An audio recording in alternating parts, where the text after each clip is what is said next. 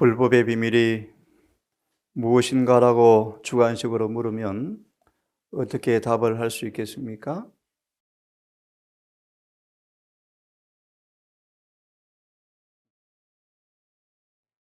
우리 늦은 비를 초래했던 1888년의 기별의 주자들은 이렇게 묘사합니다.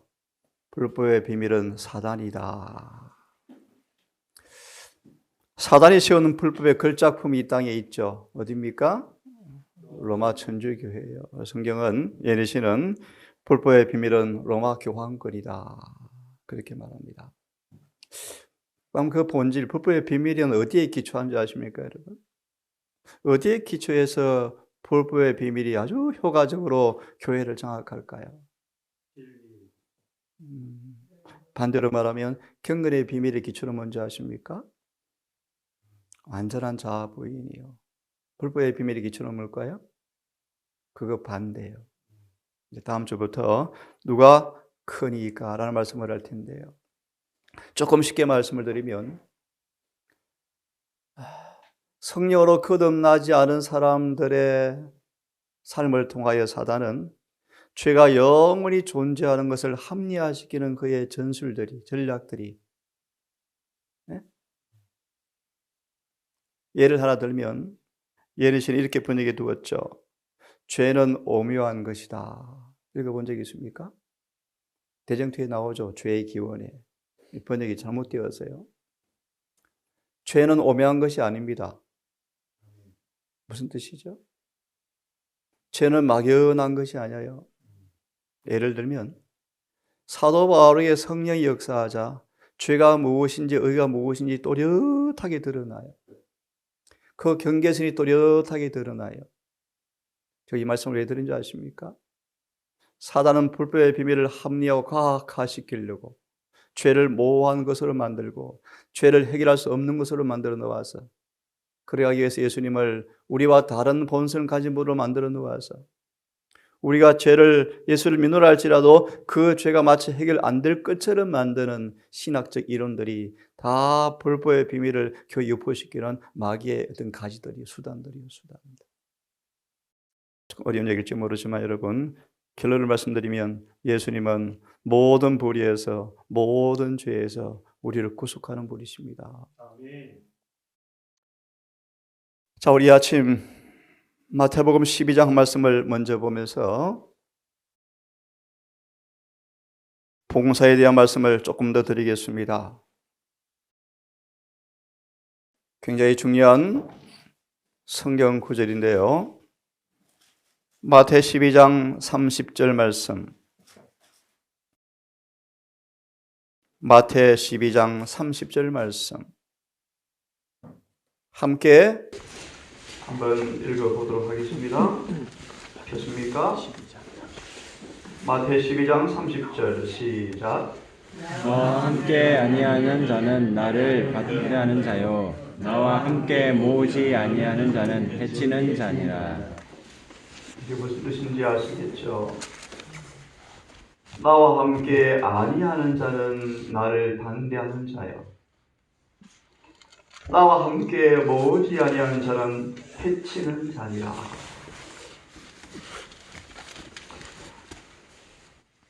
(12장 29절 30절) 증언을 좀 보시기 바랍니다. 용사보다 더욱 강하게 한다라는 말씀을 좀 보십시오. 마태 12장 30절을 인용합니다. 그러면서 이렇게 우리에게 말씀하십니다. 그리스도와 함께하는 사람은 그분과 조화를 이루고 예수님이 변화산에서 세 제자와 더불어서 있는 동안에 남아있는 다른 제자들이 불신과 투기의 눈이 멀어서 불평이 멀어서 들어보실래요? 예수와 함께 하지 아니함으로 하나님을 해치는 자가 되고 있죠. 사단에게 패배하여 낭패를 당하고 있죠. 하나님께 조롱거리가 되지, 조롱거리. 하나님과 함께 모아야 할 그 순간 뭐합니까? 해치는 자가 되어 있죠. 왜 세제자만 데려갔지? 시기, 질투, 불신에 눈이 멀어서 마귀를 하고 있죠. 마귀. 실패합니다. 며칠 전 보았죠. 미가 7장 7절 9절. 하나님 우리를 사단의 희롱거리가 되기를 원하지 아니하신다. 그런데 실패하고 있지 않습니까? 왜요? 하나님과 함께 뭐 하지 않고 있습니까? 모으고 있지 않죠. 딴짓하고 있죠. 딴짓. 이곳은 본의 아니지만 원하지 않지만 은근간에 이 공동체입니다. 공동체, 그죠? 때때로 개인으로 철저히 이행하지만 정말 개인의 삶을 포기하고 전적으로 하나 되는 일에 동력하지 아니하면 이런 삶은 별로 의미가 없어요. 안 그렇습니까? 구역반도 마찬가지입니다, 여러분. 개인 신앙 모르는 게 편할 수 있죠. 하지만 때때로 모이셔야 돼요. 모이셔야 돼요. 자, 좀 읽어보겠습니다. 중요한 말씀이니까.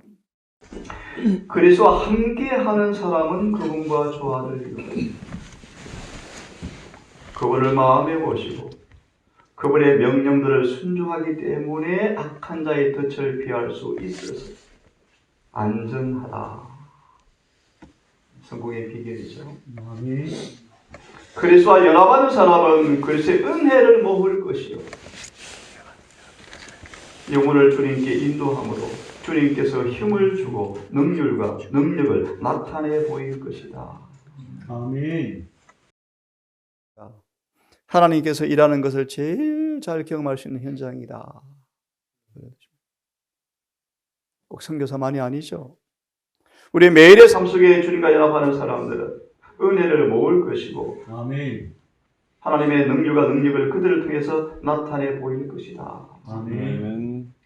그리스도께서 영혼의 요새를 정리할 때 함께 모으는 사람이죠.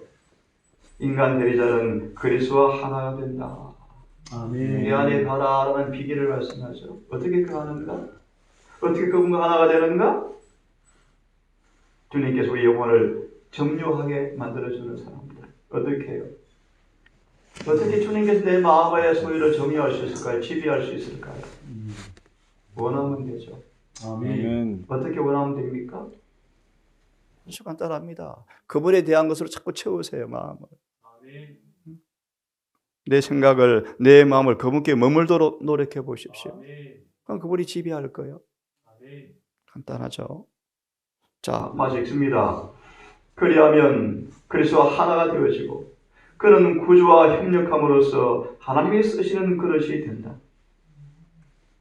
그때 사단이 와서 그 영혼을 점령하려고 할 때 그는 그리스도께서 그를 강하게 하시되 무장한 용사보다 더욱 강하게 하셨음을 알게 된다. 아멘. 이 말씀이 대전투를 말씀하죠. 사단은 예수 그리스도 안에 거하는 가장 연약한 자라 할지라도 예수를 모시고 사람이지만 그 중에서도 가장 연약한 사람이라 할지라도 시험과 유혹이 올 때 그걸 감지하고 자기를 저항하는 위치에 영혼이 자신을 두면서 예수를 의지하면 사단은 그 영혼에게서 그를 이길 수 없다는 사실을 영혼보다 여러분보다 마귀가 더 잘 알고 있다. 아멘. 승리의 비결은 주님의 동력자가 되는 것입니다. 아멘. 그렇죠? 지금 예수님은 엄청난 구속 사업에 마지막 그들의 믿음의 파선을 염두하시고 변화산에 올라가셔서 그 신성을 보여주시고 다시 한번 구속의 경륜을 밝혀주는 그 순간 그분의 마지막 죽음을 앞두고 눈물과 기도로 탄원하면서 그들의 믿음을 파손하지 않도록 신성을 보여주는 그 순간 다른 제자는 밑에서 싸우고 있었죠. 그죠? 주님과 함께 뭐하지 않습니까? 모으지 않고 있죠. 그래서 마귀의 농락거리가 되어버렸죠. 얻어맞고 멍들어와서 우리 왜 못했죠, 예수님? 사실은 서운했습니다. 왜 셋이만 데려갔습니까? 왜 편애하십니까? 죄를 품고 있었죠. 자, 이 말씀을 중심으로 조금 더 예리한 심각한 말씀들을 함께 좀 드리겠습니다. 마태복음 25장을 빨리 펴시기 바랍니다. 잘 아시는 말씀이에요. 함께 크게 읽겠습니다. 40절. 마태복음 25장 40절 펴시기 바랍니다. 폈으면 함께 읽습니다. 시작.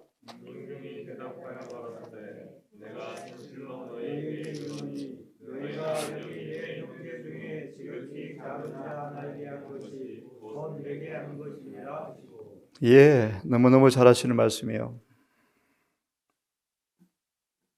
45절에 진실로 너에게 이르노니 이 지극히 작은 자 하나에게 하지 아니한 것이 곧 내게 하지 아니한 것이라. 시대의 소망 637페이지를 보시면 637페이지를 보시면 함께 첫째 문단을 같이 읽으십시다.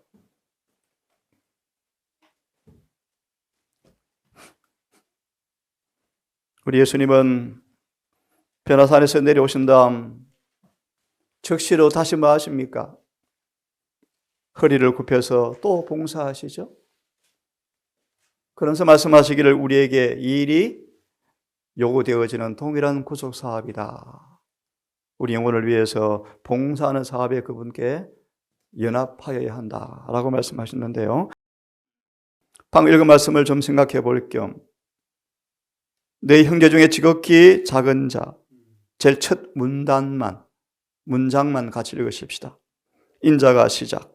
인자가 자기 영광으로 모든 천사와 함께 올 때 자기 영광의 보좌에 앉으리니 모든 민족을 그 앞에 모으고 각각 분별하리라. 어떻게 해요? 양과 염소로, 염소와 양으로. 그 다음요. 이와 같이 그리스도께서는 갈랑산 위에서 제자들에게 큰 심판날의 광명을 누르사. 예, 그 다음 크게 읽겠습니다. 그리고 그리스도께서는 각 판결이 한 가지 점에 의하여 결정되는 것이라고 말씀하셨다. 민족들이 그리스도 앞에 모일 때에도 두 부류만 있게 될 것이며 그들의 영원한 운명은 그리스도를 위하여 가난하고 고통받는 자들을 도와주었느냐 또는 도와주지 않았느냐에 따라서 결정될 것이다. 너무 잘 하시는 말씀이죠. 실물교훈 388페이지 실물교훈 388페이지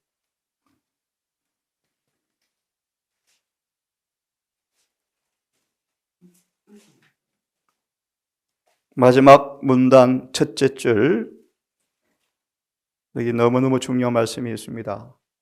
이 말씀도 함께 천천히 읽어보십시다.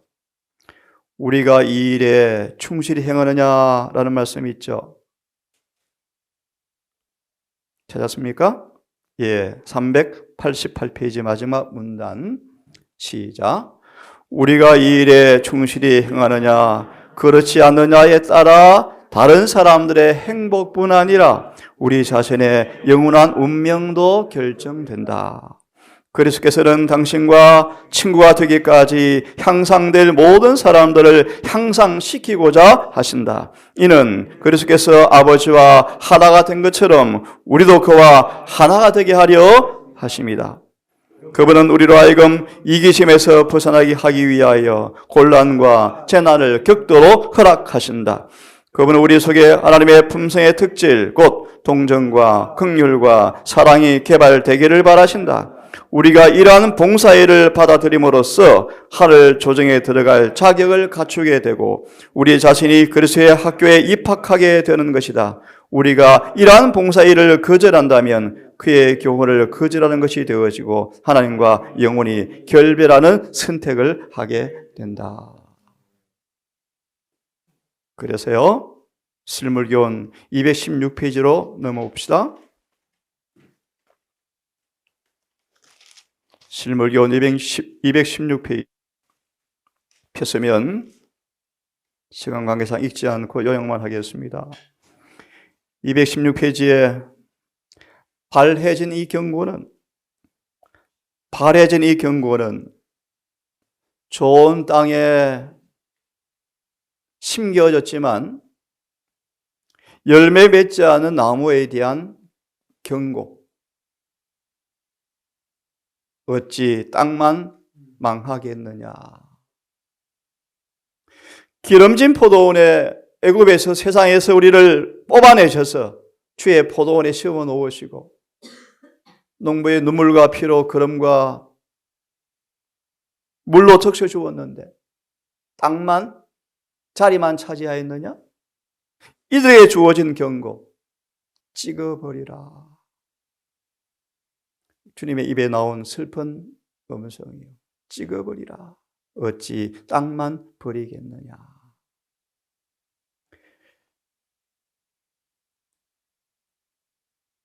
예수를 믿노라라는 이름을 지니고 있으면서 외적으로 성령의 열매가 맺지 않은 사람들을 가리킨 경고의 말씀입니다. 열매 맺지 않은 나무는 217페이지. 옆에 사람에게도 방해 끓이다. 그늘을 들이우고. 그죠? 비도 같이 못 먹게 빼앗아 먹고.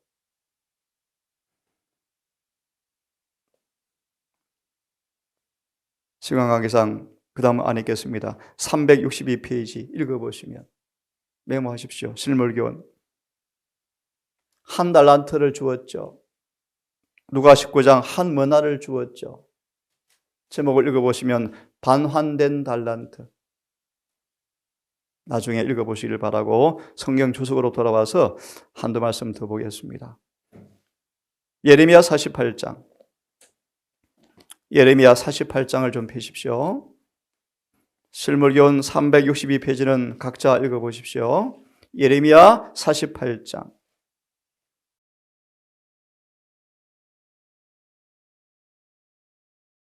10절, 12절.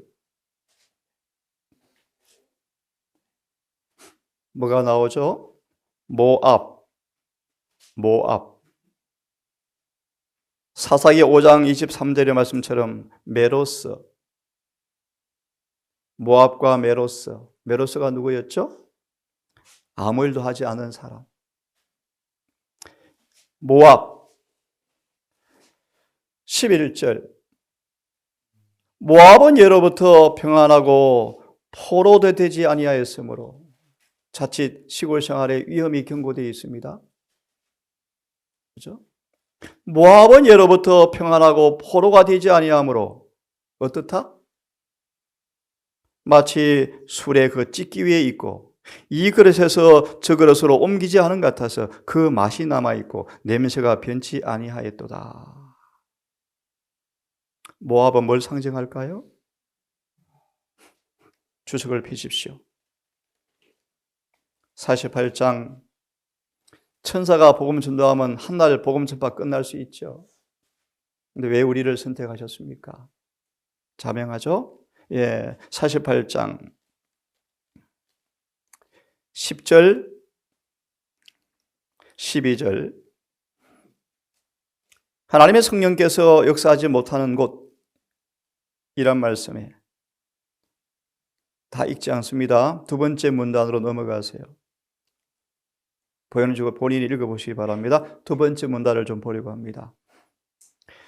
하나님이 봉사사업에 찾았습니까? 예, 제가 읽어보겠습니다. 하나님이 봉사사업에 그를 부르셨다는 확신을 갖도록 하기 위하여. 전 이 부분을 기도를 참 많이 한 사람이죠. 정말 나를 부르셨을까? 나를 부르셨을까? 그러면 주께서 그를 시험과 시련을 당하게 하신 후에도,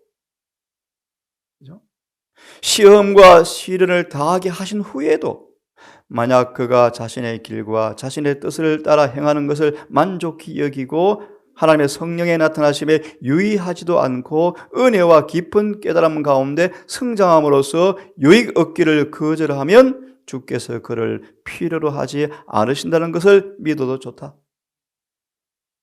쉽게 말합시다. 우리 삶 속에 뚜렷한 성령의 열매가 변화가 되어지는 일이 없는 사람들은 하나님께 지금 부르셨다 안 부르셨다? 안 부르셨다. 그들은 누구다? 모압이다. 냄새가 여전히 남아있다. 이해하시겠죠? 주님께서 봉사 사배 부른 사람들은 어떻게 한다고요? 시련과 시험을 당한 다음에, 예를 들어서 아브라함의 시험을 하늘이 지켜보고 있었죠. 과연 자기 뜻대로 살 것인가, 주의 뜻에 순복할 것인가? 만약 그때 자신의 뜻대로 살아서 마치 예전처럼 하갈을 아내로 맞아서 이스마엘을 놓으면 누구요? 하나님이 못 쓴다는 것입니다. 그 다음 보십시오. 그는 한 번도 받아본 적이 없는 것을 전달할 수가 없기 때문이다. 사람이면 누구나 다 섬기는 자가 되어야 한다. 그게 하늘의 법칙이죠. 그는 거룩하게 하시는 성령을 통하여 모든 육체적, 도덕적, 정신적 능력을 사용해야 한다. 이는 그로 하여금 하나님과 동력자가 되게 하기 위함이다. 계시록 3장 21절요. 이런 사람들이 보좌에 함께 앉죠. 함께 앉죠. 계시록 14장 1절 2절의 말씀, 어린 양이 어디로 인도하든지 다른 사람들이 시온산에 서 있죠. 예니시는 말하기는 그들은 변덕꾸러기가 아니다. 변덕장이들이 아니다. 기분 좋을 때는 따르고 안 좋을 때는 안 따르는 사람이 아니고, 구지나 햇빛이 좋은 날씨가 좋으나 아프나 병들 때나 건강할 때나 변함이 없다. 그런 사람들이요. 어린 양이 어디로 인도하는지 따라가는 사람들 뿐이라고 말씀하죠. 사람이면 누구나 다 자신을 남김없이 하나님의 사업에 바쳐서 활동적으로 일해야 한다. 그래서 어떤 달란트가 있는지, 어떤 은사가 있는지, 그들은 다른 사람들을 도우는 큰 일에 예수 그리스도와 협력해야 한다. 계시록 12장 11절 메모하십시오. 계시록 12장 11절. 우리가 어떻게 승리할 수 있는가? 남을 도와서 이기도록 도와줄 때 이길 수 있다. 좀 다음 주석을 보도록 합시다.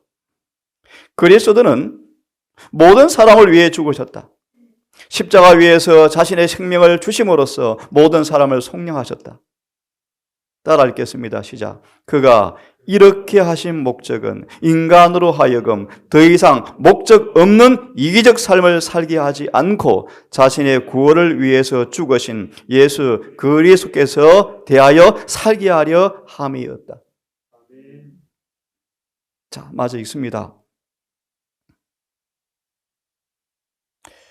모든 사람이 다 목회 종사하도록 부른 것은 아니지만 그래도 그들은 봉사해야 한다. 그래서 이런 말씀 하십니까? 가장 가난하고 어려운 사람일지라도 교회를 위해서 헌금하게 하라. 헌금하게 하라. 아무것도 못하는데요. 빗자루 들고 청소해도 괜찮아요. 그죠? 자, 어떤 사람이 자신을 섬기는 생애를 택하는 것은 하나님의 성령에 대한 모독이다. 목회는 책을 연구하고 설교하는 것만을 뜻하지 않는다. 그것은 봉사를 뜻한다. 예, 한 말씀 더 보겠습니까? 베드로후서 3장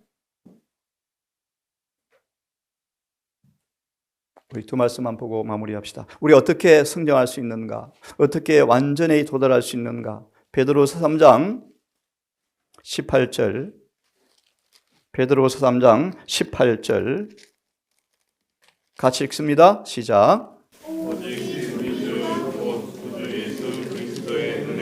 은혜와 지식 가운데서 자라가라.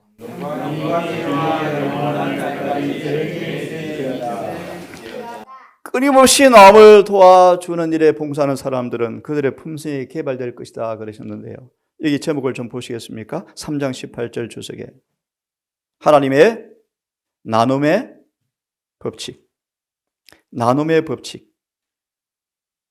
됐습니까? 예, 두 번째 문단 앞줄만 같이 읽습니다. 하나님의 성장 계획 중에 시작. 성장 계획 중에 하나는 나누어 주는 것이다. 그리스도인들은 다른 사람들을 강하게 함으로써 강해지도록 되어 있다. 거기까지만 읽습니다. 자기만 위해 사는 사람들은 어떻습니까? 자, 한 말씀 더 보고 마칩시다. 유다서를 얼른 펴십시오. 유다서를 펴십시오. 유다서를 펴서 읽고 마칩시다. 유다서 21절에 25절의 말씀, 20절 25절의 말씀 폈습니까? 예. 20절 25절의 말씀에 굉장히 중요한 성경 구절이죠. 제가 좀 읽기를 원합니다. 지극히 거룩한 믿음 위에 자신을 건축하고 성령으로 기도하고 사랑 안에서 자기를 지키고 영생에 이르도록 우리 주님의 긍휼을 기다리라. 참 중요한 구절이에요. 다 설명할 시간은 없고요. 24절. 능히 너희를 보호하사 그침이 없게 하시고 넘어지지 않게 하시고 너희로 그 영광 임재 앞에 흠이 없이 즐거움으로 서게 하시겠다 하실 분. 이 구절 주석을 보시면 20절 25절 가장 열렬히 해야 할 일이 있다. 가장 열심히 해야 할 일이 있다. 어디요? 유다서 끝부분에 가서 참 여러분 예수님 기가 막힌 분이세요. 성령을 통하여 이렇게 우리에게 주석하십니다. 유다서 끝부분에 가면 20절부터 있는 말씀은 우리가 가장 열렬히 해야 할 일을 성령께서 우리에게 알려주고 계신다. 뭔가? 유다서 끝부분에 가서 20절로부터 있는 말씀은 뭐라고요? 우리의 일을 완전케 하고 그리스도의 싸움을 수행하는 방법을 가르쳐준다. 한쪽으로 치우친 낭비가 있어서는 안 되며 게으름이나 무능함에 빠져서 있어서도 안 된다. 사람의 개성을 무시해서도 안 되며 이런 식으로 뭘 인정한 비판 정신이나 이기적 습관도 가지면 안 된다.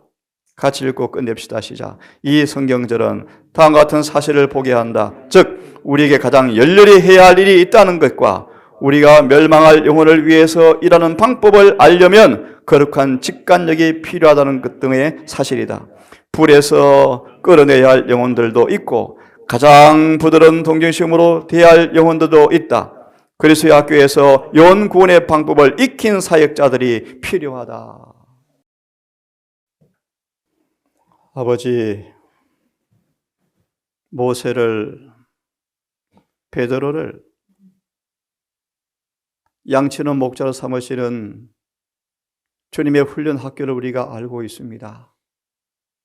거칠은 것, 모난 것, 가혹한 것, 매정한 것, 모른정한 것, 게으른 것, 나태한 것, 모든 것을 다 잘라 없애고 주님의 마음과 합하여서 주님의 사랑이 흐르는 통로로 삼기 위해서 우리를 봉사의 도구로 부르신 사실을 알게 되었습니다.